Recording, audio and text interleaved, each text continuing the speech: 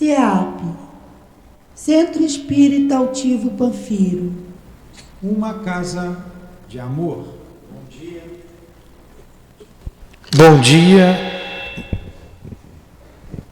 Bom dia aos nossos ouvintes. Que Jesus abençoe a nossa manhã de estudos. Vamos dar continuidade aqui ao estudo de Leon Denis. Estamos no capítulo, na segunda parte do livro, no capítulo 13, quando diz as vidas sucessivas, a reencarnação e suas leis. A Adilane vai ler o Evangelho, vamos fazer a prece e continuaremos em seguida. É o prefácio. Os Espíritos do Senhor, que são as virtudes dos céus, como um imenso exército que se move desde que dele recebeu a ordem. Espalham-se sobre toda a superfície da terra, semelhantes às estrelas resplandecentes. Eles vêm iluminar a estrada e abrir os olhos dos cegos. Eu vos digo, em verdade são chegados os tempos em que todas as coisas devem ser restabelecidas no seu verdadeiro sentido, para dissipar as trevas, envergonhar os orgulhosos e glorificar os justos. As grandes vozes do céu ressoam com um som, como o som do clarim, e os coros dos anjos se reúnem. Homens, nós vos convidamos para o divino concerto. Que vossas mãos peguem a lira, que vossas vozes se unam, e que em um hino sagrado elas se propaguem e vibrem em toda a extensão do universo. Homens e irmãos que nós amamos, estamos próximos de vós. Amai-vos também uns aos outros e dizei, do fundo do vosso coração, fazendo as vontades do Pai que estás no céu. Senhor, Senhor, e podereis entrar no reino dos céus. O Espírito de verdade. Amado Jesus, envolvidos na mensagem lida pela nossa irmã, rogamos aos Espíritos dos céus, essas estrelas que brilham em torno de nós, que possam nos ajudar, nos inspirar. E um desses amigos, este irmão, Leon Denis, que escreveu o que iremos estudar nesta manhã, que ele possa se aproximar de nós, inspirando-nos para a compreensão desse tema tão importante, que é a reencarnação para todos nós.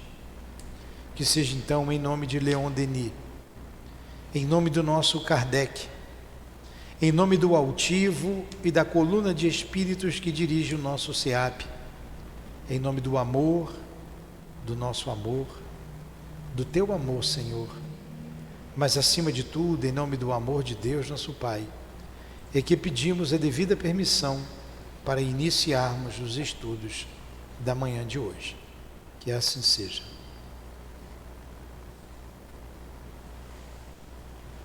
Graças a Deus. Então vamos lá. Vamos voltar, porque nós só lemos 2 parágrafos, mas a gente viu bem devagarzinho semana passada, né? Número 13. As vidas sucessivas, a reencarnação e suas leis. Vamos lá, Dilane. A gente tinha parado aqui, ó.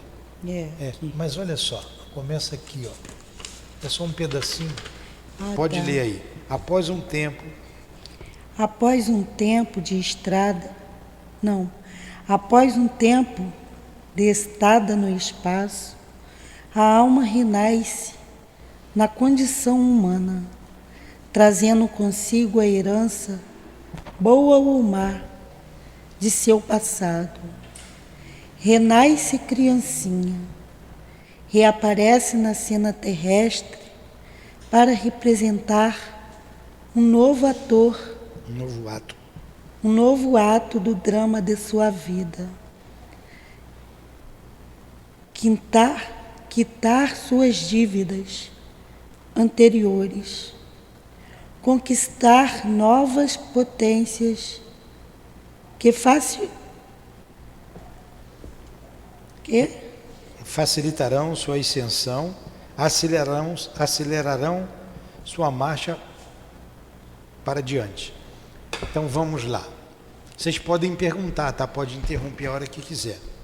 Nesse primeiro parágrafo, Leon Denis está dizendo das almas que voltam à Terra para reparar erros do passado, quitar algumas dívidas e continuar a sua ascensão em direção a Deus. Porque o objetivo da reencarnação ou da encarnação é o progresso.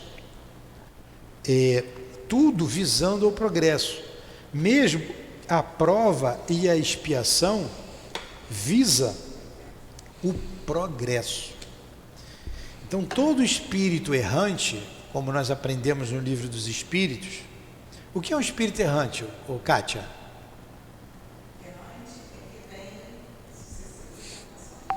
É todo espírito que precisa reencarnar.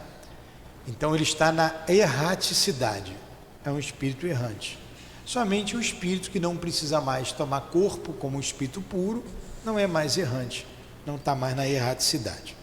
Tudo bem até aí? Alguma pergunta? No question? Então vamos lá. A lei dos renascimentos explica e completa o princípio de imortalidade. A evolução do ser indica um plano e um objetivo. Este objetivo, que é a perfeição, não poderia realizar-se em uma única existência, por mais que fosse longa e proveitosa. Devemos ver na pluralidade das vidas da alma a condição necessária à sua educação e a seu progresso. É por seus próprios esforços, suas lutas, seus sofrimentos, que ela se recupera de seu estado de ignorância e inferioridade. E se eleva, degrau por degrau, primeiro na terra, depois através das inúmeras moradas do céu estrelado. Então ele colocou aqui, logo no início, a primeira frase, pena que vocês não estão com o livro acompanhando, né? É que a lei dos renascimentos explica e completa o princípio da imortalidade. Claro, você só pode reencarnar se você for um espírito imortal e se manter a sua individualidade. E o objetivo, como nós dissemos, e Leon Denis colocou nesse segundo parágrafo, é o progresso da alma. Não tem como a gente alcançar esse progresso numa única existência. Por isso, as várias existências.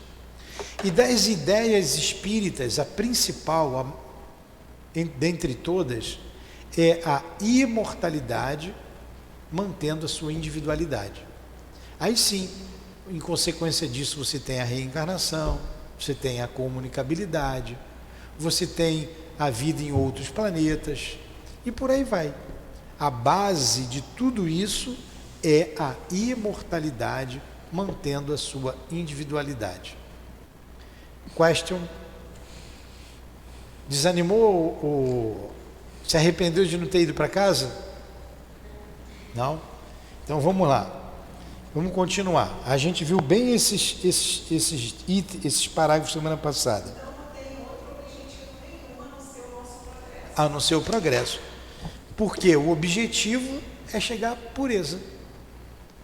Isso significa progresso. Todos estamos aqui independente de sermos devedores da lei de Deus, estando em missão ou em expiação, a gente está visando o progresso. O objetivo da vida é o progresso. Não, ao progresso. Quando você vê, por exemplo, um espírito que está num corpo doente, num corpo problemático, está visando o progresso, é porque ele está ali corrigindo algum problema, alguma anomalia dele, espírito, que ele não conseguiu então formar um corpo são, mas sempre com o objetivo do progresso, tá? Continua, Dilane.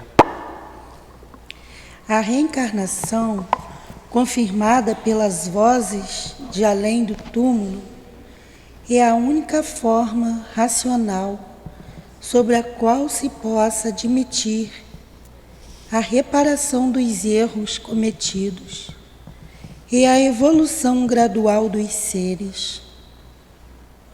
Sem ela, não vemos em absoluto sanção moral satisfatório e completa, nem a possibilidade de concebermos um ser que governe o universo com justiça. Então, somente na reencarnação é que você vai entender justiça de Deus, senão Deus seria injusto. Olha o que ele colocou aqui, ó. A reencarnação, confirmada pelas vozes de além-túmulo, é a única forma racional e sob a qual se possa admitir a reparação dos erros cometidos. Olha, reparação. Você só repara no corpo físico. No plano espiritual você se arrepende. No plano espiritual você também expia. Mas lá você não repara. É na terra que você também pode expiar, pode também ter a prova, mas só aqui que você repara o erro. Então, se nós estamos no corpo e se a gente se arrepender de algum problema que a gente tenha cometido, dá tempo da gente reparar. Para que vai esperar a outra vida para poder reparar a bobagem que a gente fez agora? Vamos trabalhar. Como é que é o nome da sua menina? Luísa. Você vê a Luísa. Se Deus existe ou não existe? Se ele existe, ele tem que ser justo. Como que você vai entender um problema daquele na Luísa? Só entendendo reencarnação. Senão não tem justiça. E tudo aquilo passa. Dói, é doloroso para aquele que passa, é doloroso para quem está em volta, mas é necessário. É necessário. Tudo bem? Perguntas? Nenhuma pergunta? Vamos lá.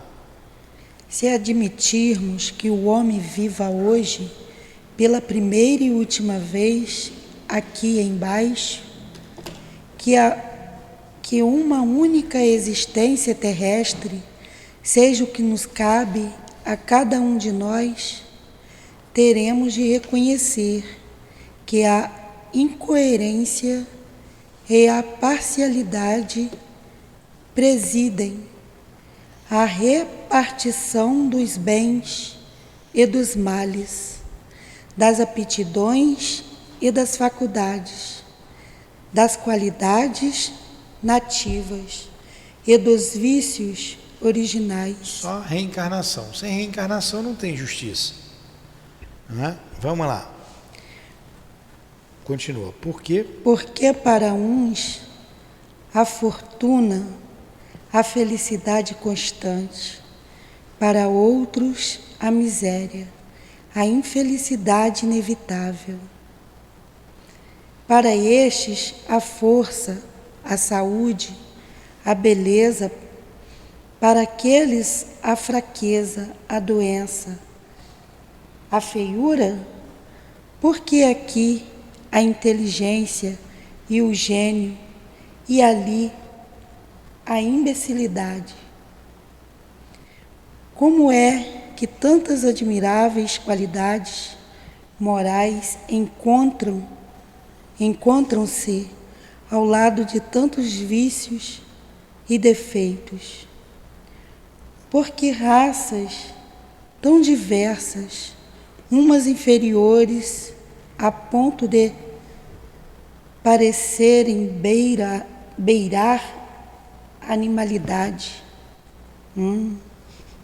Explica isso aí, Sônia, eu não estou entendendo nada. Ele está falando, por que um nasce fraco, doente, flamenguista, feio, pobre, o outro nasce saudável, forte, bonito, rico, torce para o Vasco, é claro, e por aí vai. Por que essa diferença?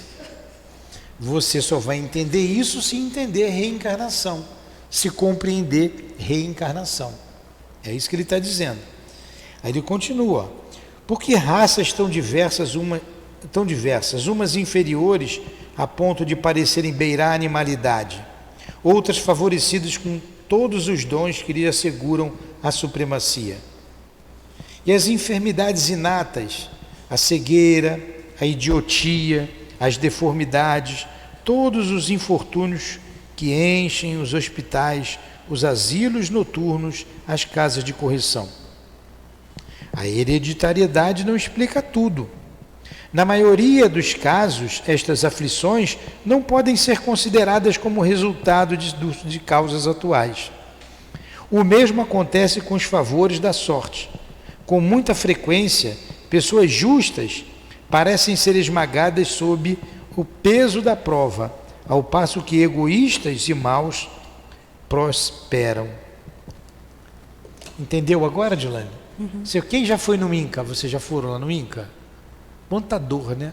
Como é que pode a criança, ainda já criança, na ala infantil, nascer com um câncer tão devastador? Só a reencarnação. Uns vão dizer, Deus não existe. Claro que Deus existe. É porque você não compreendeu a reencarnação. Como o objetivo é o progresso, estão ali espiando. Estão na expiação. O que é bom para o espírito. Uma vez, eu já contei, vocês não estavam aqui, só a Luciene, vou contar de novo. O altivo foi visitar uma pessoa, um rapaz, que tinha seus 19 anos, 18 para 19 anos. Jovem, forte, saudável. Estava tetraplégico. Ele só mexia os olhos. Tetraplégico só mexe a boca e os olhos, né? Não mexe nem o pescoço. Ele não mexia nem o pescoço. O que foi que aconteceu? No Natal, o pai deu uma moto, ele saiu com a moto, no mesmo dia caiu, bateu com a cabeça no meio-fio e não voltou mais. O tetraplégico. E aí ele perguntou para o doutor Erma, né, por que daquela situação, e o doutor Erma disse para ele, na vida passada ele se suicidou, se enforcando. Ele passou uma corda no pescoço e pulou. E quando ele pulou, fraturou aqui a vértebra aqui, em cima, né, a cervical, e assim ele desencarnou. Olha só, a marca ficou lá no perispírito, né? Ele fraturou a vértebra, reencarnou, a marca estava ali pedindo reparação. A luzinha estava, né? Que coisa, é triste, né, para gente, do nosso ponto de vista. Agora, ele está passando por uma expiação, é uma prova também dolorosa, a família também, os pais. Então a família ou teve alguma coisa a ver, né, com aquele suicídio lá do passado, ali ele não entrou nos detalhes, ou são missionários, né, que vêm com muita paciência, que ama aquele espírito e vem para ajudá-lo. Em geral, nesses casos, realmente é um filho único, né? Em geral, é assim, né? Nessa adversidade. É muito problema. Entenderam? Pega o microfone aí, o Simone, é Simone, né? Carolina. A minha dúvida é quando a pessoa, algumas pessoas assim, não sei, que elas não, quando a pessoa não tem problema, ela vive aquela vida material ali e ela não tem nenhum problema na vida, assim, mas que ela esteja espiando alguma coisa. São pessoas materialistas que só encarnam e desencarnam, elas não têm nada para pagar, ou elas não foram chamadas para nada ainda. Existem. Tem pessoas, já entendi, que vêm à Terra, parece que não sofre nada, né? Não, que não tem nada assim na vida Que... Será que só Entendi. vivem para a matéria, para aquela vida social básica, não tem nada importante. Mas vamos analisar por dois aspectos. Ela perguntou, por que tem pessoas que vêm, tem a vidinha dela comum, não tem grandes dores, grandes sofrimentos, passa a vida e desencarna? Primeiro aspecto, a gente conhece mesmo o interior dessas pessoas? Será que elas são tão felizes como aparentam?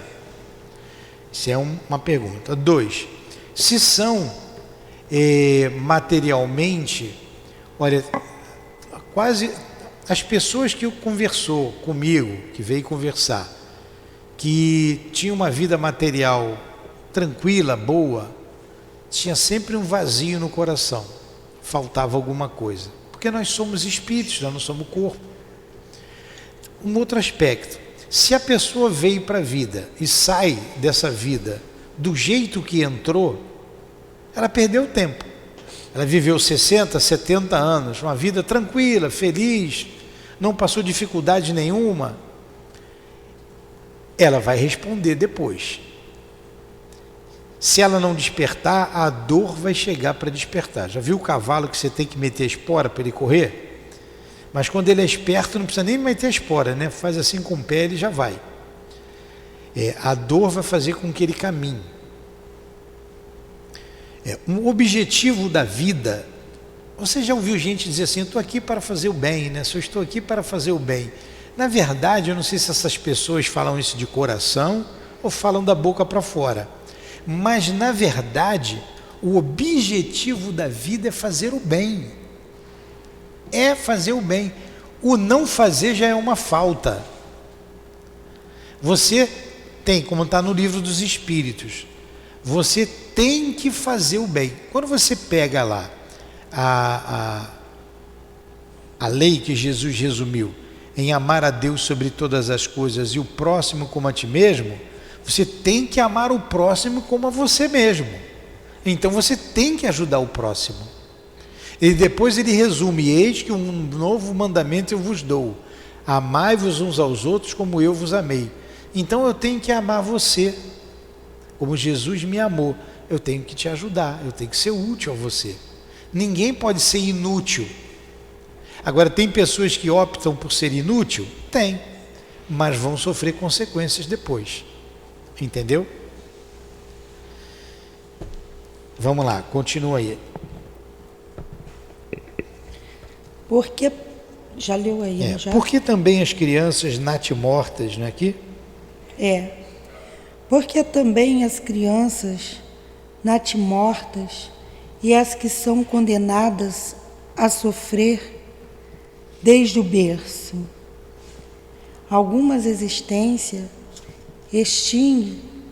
extinguem-se em poucos anos, em poucos dias.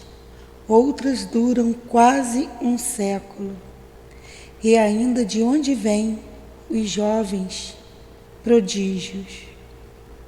Músicos, pintores, poetas, todos aqueles que desde tenra idade mostram disposições extraordinárias para as artes ou para as ciências, enquanto que tantos outros permanecem medíocres a vida inteira, apesar de um arduoso trabalho.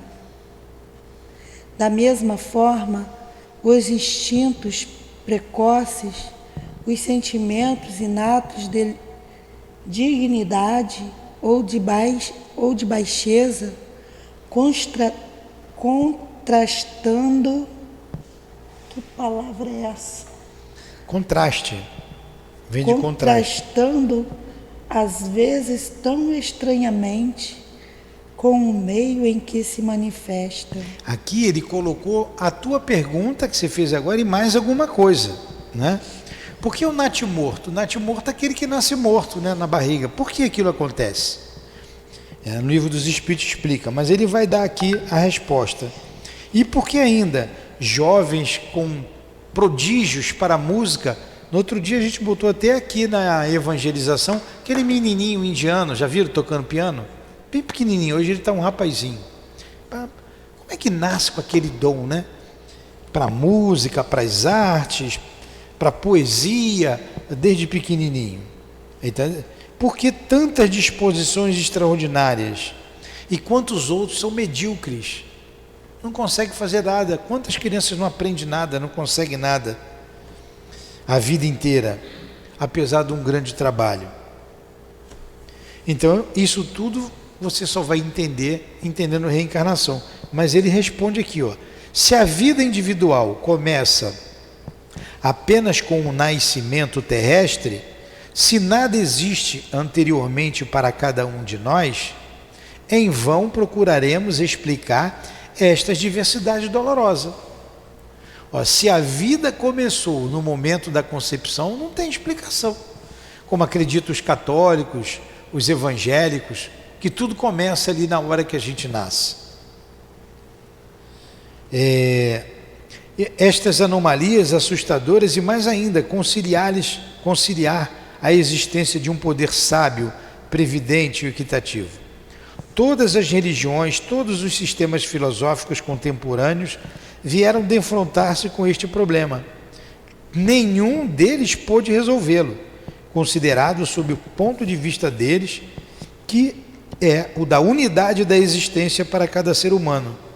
O destino fica incompreensível, o plano do universo se obscurece, a evolução estanca, o sofrimento se torna inexplicável. O homem levado a crer na ação de forças cegas e fatais, na ausência de quaisquer justiça distributiva, escorrega insensivelmente para o ateísmo e o pessimismo. Então, para o católico, para o protestante, a alma é criada no momento da concepção, no momento que nasce a vida. Por isso, muitos materialistas, muitos descrentes, muitos pessimistas. Por que eu sofro? Por que Deus criou ele de uma maneira e me criou de outra? Por que o filho dele é tão saudável e o meu é tão doente?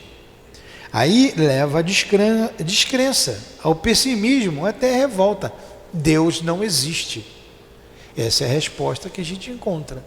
Porque não compreende, não entende a reencarnação. A necessidade da reencarnação. Eu falei ali do natimorto, deve ter ficado alguma dúvida. O natimorto é aquele que já está morto ali na barriga. E no Livro dos Espíritos explica que esses espíritos vêm, isso acontece para a prova dos pais, prova para os pais.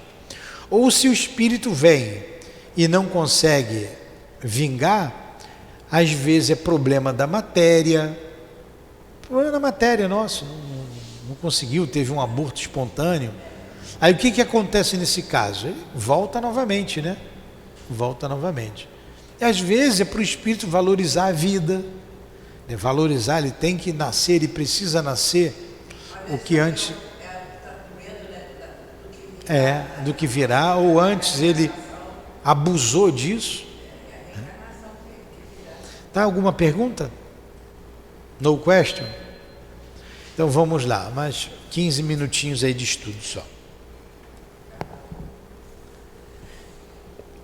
Ao contrário, vai, Dilane, último parágrafo. Ao contrário, tudo se explica.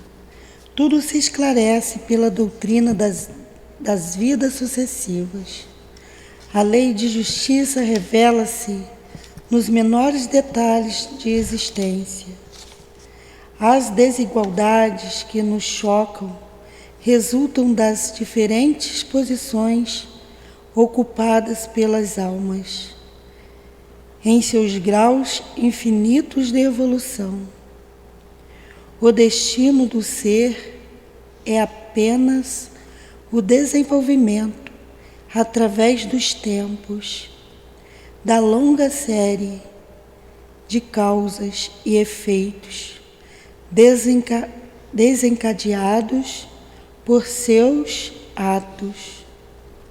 Nada se perde, os efeitos do bem e do mal se acumulam e germinam em nós até o momento favorável à sua eclosão. Ora, desabrocham rapidamente, ora depois de longo tempo, transferem-se, repercutem de uma existência a outra, conforme o amadurecimento mais devagar ou mais depressa, sobre a ação das influências ambientais. Mas nenhum desses efeitos pode desaparecer por si mesmo. Só a reparação pode supri-lo. Então a gente pega aí o exemplo da Dona Ivone.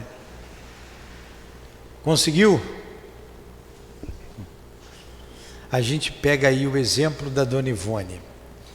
Ela veio de um suicídio, 2 suicídios consecutivos. Então estou dizendo que ela colocou nos livros, né, o que ela disse. Ela vem de um suicídio e nessa vida ela espia o passado. Desde criança ela sofre. Ela com 1 mês de nascida, e ela nasceu no dia 24 de dezembro, né, o 25 de dezembro, dia do Natal. 25 de dezembro. Com 1 mês ela estava num caixão para ser enterrada. Estava com letargia, ela não morreu. Momentos antes do enterro, ela chorou, depois de uma prece comovedora que a mãe fez, a Maria, e entrega a ela dizendo: eu vou entregar minha filha a ti se ela sobreviver. Se ela morrer também ela vai do mesmo jeito. Então ela não estava morta. A mãe tinha certeza disso no seu íntimo. Que coisa, né? Instinto de mãe, né? Só mãe tem isso. E ali começa a vida dolorosa dela, desde o bercinho. E ela lembrava da existência dela toda, da vida passada. Tanto que ela queria voltar para casa. Ela dizia: aqui não é a minha casa. Você não é meu pai. Custou a ela uma chinelada, né? Naquela época dava uma boa chinelada. Então ela pedia carruagem, porque ela era rica.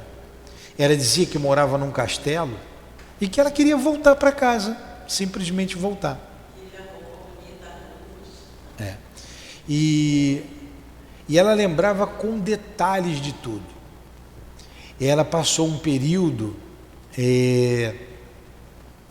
numa desacordada, também não, já estava madura, né? Já estava com seus 30 e poucos anos.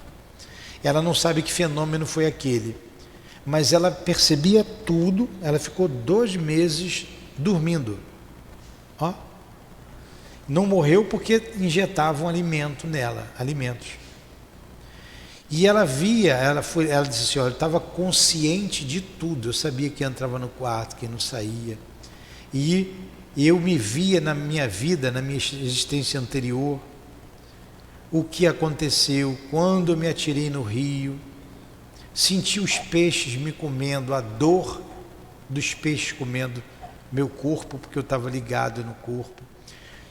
Meu pai era muito rico, colocou homens para buscar no rio o meu corpo, eles meteram os ganchos, eu senti o gancho entrar na minha pele, estava o corpo já em estado de putrefação.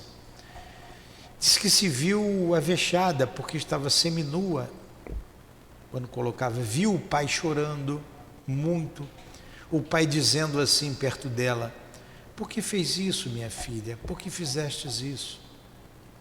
Por que não conversou comigo? Enfim, ela lembrou de tudo, de todos os detalhes. Passei aqui alguma coisa. Quando ela voltou, isso ficou na lembrança dela a vida inteira. Ela tinha sonho de se casar, e ela ouvia e via os espíritos muito bem. E os espíritos diziam para ela assim: você não vai se casar. O seu trabalho é outro, você não veio para casar. A infância dela, ela morava perto do cemitério, era brincar nos túmulos, sentava nos túmulos e ali ela ficava lendo. E os espíritos vinham para perto dela, que ela lia desde novinha. E para ela aquilo era normal, porque ela via os espíritos como via a gente, para ela não tinha problema nenhum. E ela não casou, trabalhou a vida inteira, principalmente com os suicidas, né? Não vou contar a história dela toda aqui, que é longa. Ela só ia em passeios quando os guias autorizavam, dizia se ela podia ir ou não.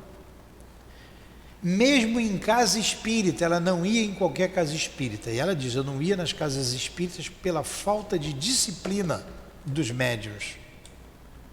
Como ela está aqui, é um dos guias da casa, ou eu, como responsável, aperto na disciplina e ela fica, ou ela vai embora. Então, como a gente quer que ela fique, a gente aperta na disciplina. Médium tem que estudar. Médium não pode entrar de qualquer maneira num trabalho mediúnico. Então a vida dela foi de muita luta, de muita dor, passou por muitas provas, por muitas dificuldades, muitas dores físicas, espirituais.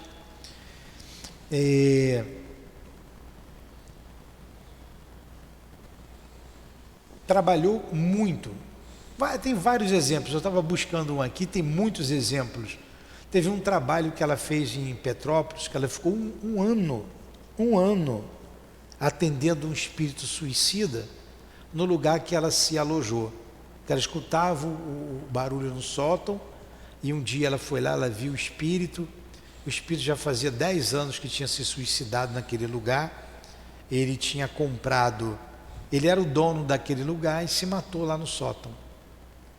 Ela ficou um ano sentindo as dores do espírito, muitas dores, e ela ficou doente, ela não tinha dinheiro para comprar remédio. O remédio dela era água, que os espíritos davam passe, ela dava passe na água e bebia a água como remédio. E tem muita história que ela conta, principalmente no livro Devassando o Invisível e Recordações da Mediunidade, livros que eu recomendo a vocês lerem, principalmente os médiuns, precisam ler Devassando o Invisível e Recordações da Mediunidade, da Dona Ivone. Ela conta as experiências dela no campo da mediunidade. E ela lutou a vida inteira. Morreu aos 84 anos. Nasceu em 1900, 25 de dezembro de 1900, morreu em 1984, aos 83 anos, ela ia completar 84. Uma vida toda de trabalho, toda de luta e de muito sofrimento. Consequência do suicídio. Consequência do suicídio. Então, ela não teve uma vida daquela que você perguntou aí, tranquila. Ela viveu da costura. Ela nunca teve uma casa para morar. Vivia ou de aluguel ou na casa de parente. Era costureira. Olha quantas obras mediúnicas ela deixou. Cada uma melhor do que a outra. Hoje a gente estuda André Luiz, Dona Ivone é quinta-feira. Nós estamos terminando o Recordações da Mediunidade, a gente estuda às 5 horas da tarde. E depois nós vamos entrar no Dramas da Obsessão dela, um livro excelente. Consequência, só a reencarnação para explicar isso. Não tem outra, senão Deus não é justo, ou Ele não existe. Então, reencarnação, a gente vendo esses exemplos, a gente lendo aqui com o Leon Denis devagarinho, é para se compreender, não é para se acreditar. Compreender, entender, que explica muita coisa. Tá? Vamos aqui para o nosso último parágrafo. Assim, a sanção moral, vai, Adilane. Pode ler. Não é aqui em cima. Cada um leva para além do túmulo e traz ao nascer a semente do passado. Esta semente, conforme sua natureza, para nossa felicidade ou nossa infelicidade, estenderá seus frutos à nova vida que começa, e até mesmo as seguintes, se uma só existência não for suficiente para esgotar as consequências más de nossas vidas anteriores. Ao mesmo tempo, nossos atos cotidianos, fontes de novos efeitos, vêm juntar-se às causas antigas, atenuando ou agravando. O nosso dia a dia aqui ou atenua as faltas passadas ou agrava. O trabalho no bem, o estudo é uma grande atenuante. O trabalho mediúnico é uma grande atenuante pelas faltas passadas. Formam com elas um encadeamento de bens e males, em que seu conjunto comporão a trama do nosso destino. Então, muitas vezes, a gente complica a nossa vida desnecessariamente. Assim, a sanção moral, tão insuficiente, às vezes tão nula, quando estudada do ponto de vista de uma vida única, encontra-se absoluta e perfeita na sucessão de nossas existências. Não teria tanta explicação se as igrejas estudassem a reencarnação? Quantas soluções de problemas insolúveis porque não conseguem compreender a reencarnação, porque não leem o Novo Testamento de maneira correta. Agora, aqueles exemplos daqueles que nós citamos aqui eu não posso falar porque está na divulgação, esses que usam a religião, que ficam ricos, eles sabem da reencarnação, eles conhecem. Muitos padres sabem, mas muitas vezes o interesse fala mais alto, né? O interesse econômico, social, poder. Seu Milton, sabe por que eles sabem? Para eles se tornarem padres ou pastores, eles são obrigados a estudarem todas as religiões. Algumas faculdades fazem isso, né? Faz isso mesmo? Não, nem todas. Todos. Não. Pastores e padres têm que estudarem. Olha só, o padre estuda, faz um seminário, tem um estudo aprofundado. É diferente dos pastores. Tem pastor que nem estudo nenhum tem. Lê a Bíblia e abre a sua igrejinha ali na esquina ali. Tá? Você vai aqui no César Maia, é uma igreja e um boteco. Uma igreja e um boteco. O cara bebe no boteco, cai na igreja. Então, cada um com seus interesses ali. Pode falar. O pastor faz o curso de teologia, básico, médio e avançado, que é a faculdade. E aí ela já superficialmente só a teoria das religiões. O fundamento sempre a teoria, por exemplo, candomblé, umbanda, espiritismo, a teoria, por exemplo, a teoria do espiritismo, trabalha estudando a visão maior, encarnacionismo e etc. Entendeu? Você fez faculdade? Fiz teologia. Tá. Tá vendo? Não vai a fundo, por exemplo, como num estudo desse que a gente está fazendo. Pois é. Aí você vê, tem até uma certa ignorância, pensando, ou não avaliando, que nós também estudamos o Novo Testamento. Eu tenho que saber o Novo Testamento. Para estar aqui à frente tem que saber, tem que ler. E de alguns, não estou dizendo de todos, dizendo que nós não somos cristãos. Nós somos cristãos. Jesus é o nosso guia e modelo. Ele é o caminho, a verdade e a vida. Né? Então nós somos cristãos. Na verdade, o Espiritismo, ele tinha que ser um aliado de todas as religiões, porque ele combate o inimigo comum de todas as religiões. Ele combate e prova o contrário, que é o materialismo. O Espiritismo combate o materialismo, provando que a vida continua, de que nós somos espíritos imortais. E através da mediunidade comprova isso, e de várias evidências, né? Então é um aliado, não é inimigo. E na verdade, você que está vindo aqui, nós não falamos mal de religião alguma, todas elas são importantes, todas atendem aquele grupo de almas. Aí que entra essa ideia da reencarnação. Da mesma maneira que nós temos idades diferentes no corpo, Luciane está com 79, né? Vai fazer 80. 74. Idades diferentes, eu estou com 38. Como almas, nós somos também, temos idades diferentes. Existem almas mais infantis. Por exemplo, você vai lá no Xingu, são almas simples que estão ali nas tribos. E mesmo aqui na cidade.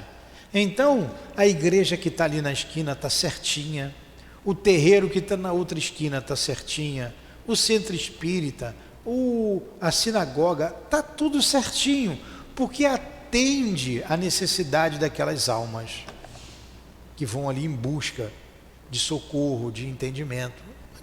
E o entendimento completo é a questão de tempo. Quem é que está com a verdade? A verdade está com Deus, a verdade não está conosco, não está com ninguém, a verdade está com Deus.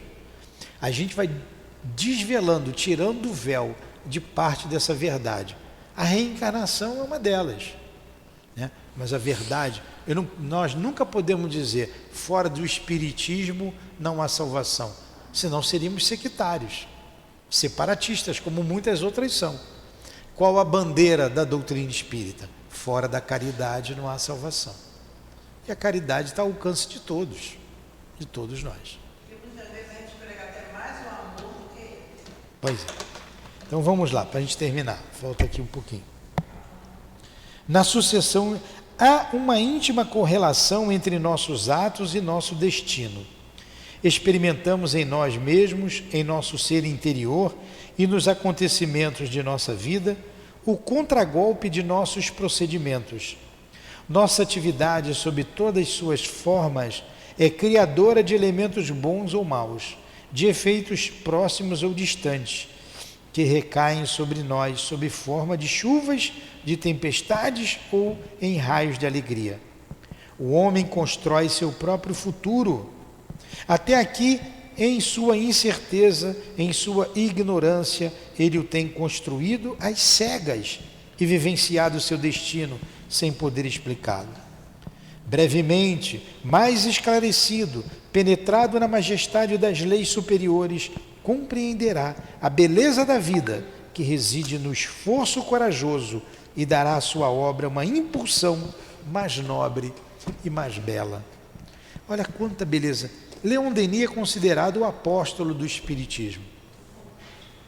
Ele escrevia as suas obras.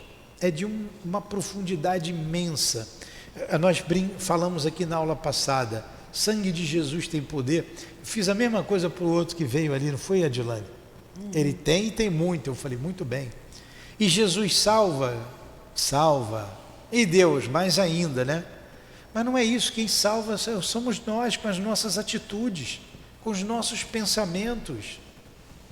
A gente faz escolhas o tempo todo.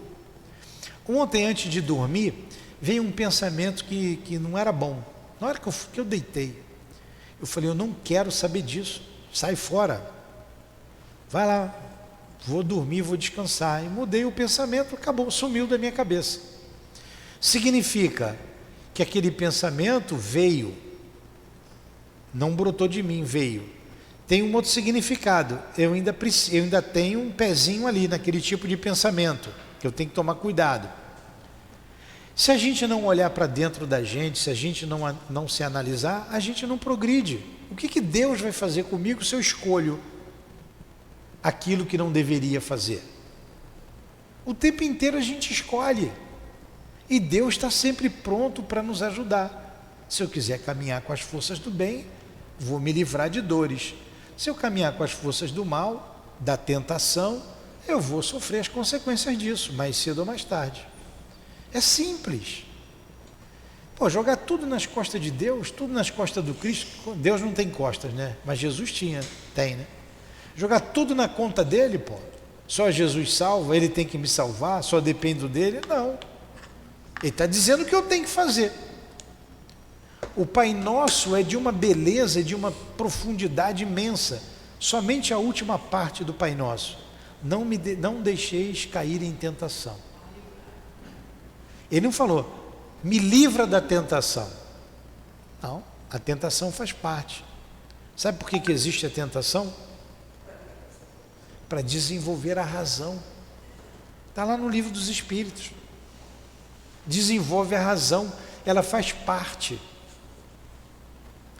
Como o egoísmo faz parte do desenvolvimento, você traz ele, já foi importante, né? No instinto de conservação, quando habitávamos no campo da animalidade, e nós estamos muito próximo do animal e muito distante da angelitude. Isso é um processo. Não dá para arrombar a porta do céu, não dá. Ninguém vai arrebentar a porta do céu nessa vida. E não dá também para a gente ficar acomodado. Ah, tá bom assim, vou levando, meu dia a dia. Não dá para ficar acomodado. Alguma pergunta?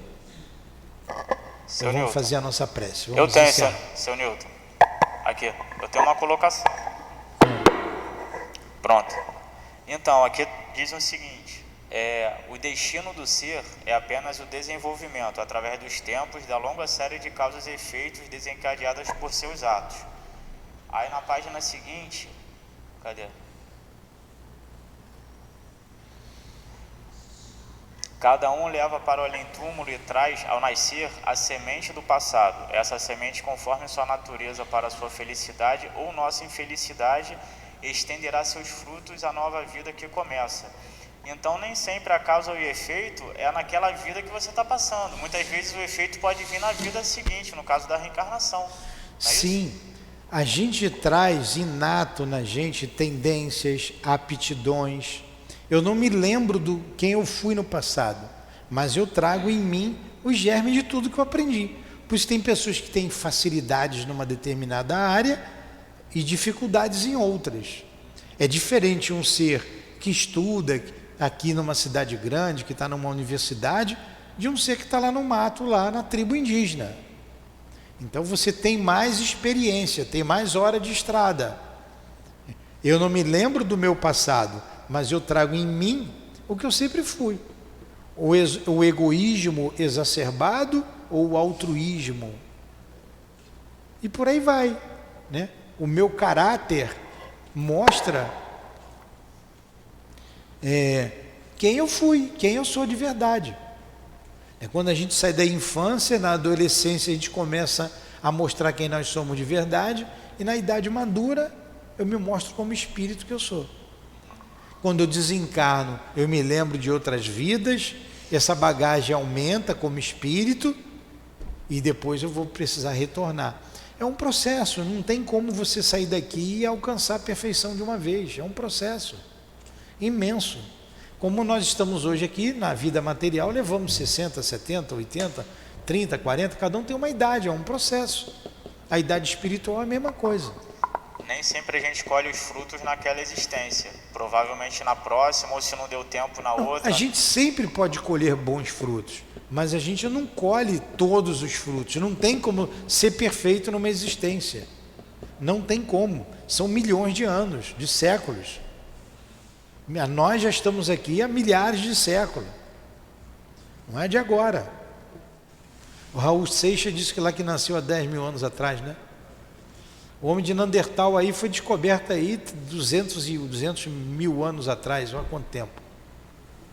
Então a gente vem aí, ó, desenvolvendo, não tem como você sair da caverna e ser Jesus Cristo. Agora, por que Jesus é o Espírito que é?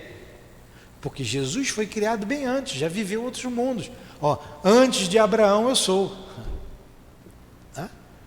Antes que pai Abraão viesse à Terra, ele já era o Cristo. Então já habitou outros mundos. Está lá na frente. Só tem um Jesus no universo? Não, tem vários. Centenas, milhares. Deus está sempre criando, sempre criou. Quanto tempo tem um tempo? Se me responder, ganha um prêmio. O tempo tem tanto tempo quanto o tempo tem. Então vamos fazer a nossa prece. Obrigado, Jesus, pela manhã de estudos. Obrigado, Leon Denis, pela inspiração, pela tua obra. Obrigado aos guias da nossa casa, ao querido Altivo, aos espíritos aqui presentes que nos ajudaram, nos instruíram, nos inspiraram. Leva-nos de volta aos nossos lares, Jesus, em paz e em segurança.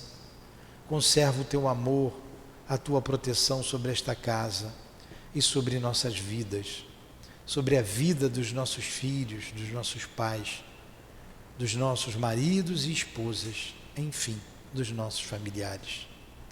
Que Deus abençoe o nosso Brasil, que encontremos tempos de paz, de equilíbrio em nossa sociedade. Em nome, então, da direção espiritual da nossa casa de amor, do nosso irmão Altivo, em nome do amor, em nome do nosso amor, minha querida, em nome de Leon Denis, de Allan Kardec, em teu nome, Jesus, mas acima de tudo, em nome de Deus, nosso Pai, é que pedimos a devida permissão para encerrarmos os estudos da manhã de hoje. Que assim seja.